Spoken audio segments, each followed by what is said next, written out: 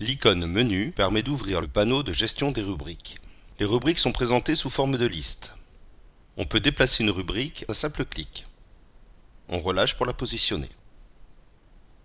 Chaque action sur la liste doit être enregistrée en cliquant sur l'icône en forme de disquette. On peut créer une nouvelle rubrique en cliquant sur cette icône.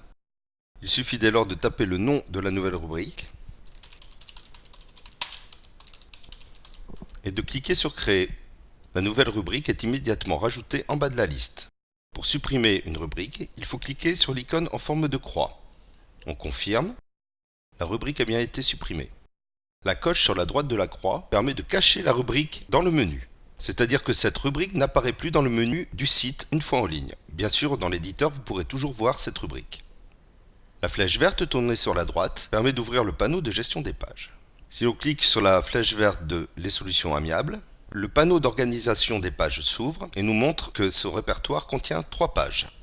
Nous retrouvons comme dans le panneau précédent l'icône en forme de disquette pour sauver les modifications et en dessous l'icône permettant de créer une nouvelle page. Comme dans le panneau précédent, la croix rouge permet d'effacer la page, de déplacer la page, c'est-à-dire de déplacer une page qui est dans un certain répertoire pour le mettre dans un autre. Si l'on veut déplacer cette page dans Lien utile, on clique sur Lien utile et on clique ensuite sur Déplacer.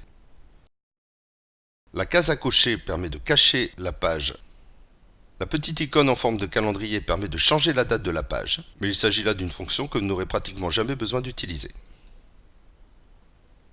La flèche verte tournée vers la gauche permet de revenir sur le panneau de gestion des rubriques. Une dernière chose à savoir. Si le nom d'une rubrique est exactement identique au nom d'une page, la page et la rubrique sont considérées liées. C'est-à-dire qu'un clic sur le nom de la rubrique dans le site n'ouvrira pas la liste des pages qu'elle contient. Je m'explique. Je clique sur l'icône en forme de loupe pour ouvrir le site dans son état actuel. Si l'on clique sur la rubrique Le CDAD32, il fait apparaître ou disparaître la liste des pages que contient cette rubrique. Si je rajoute dans la rubrique Le CDAD32 une page qui s'appelle Le CDAD32, c'est-à-dire que j'ouvre l'organisation des pages, je clique sur Créer une nouvelle page et je rentre le nom Le CDAD32.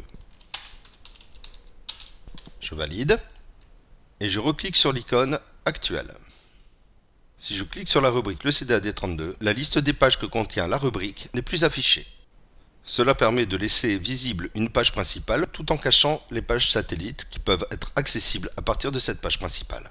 C'est l'une des possibilités rendues possibles par ce comportement. Nous avons fait le tour de l'icône Menu.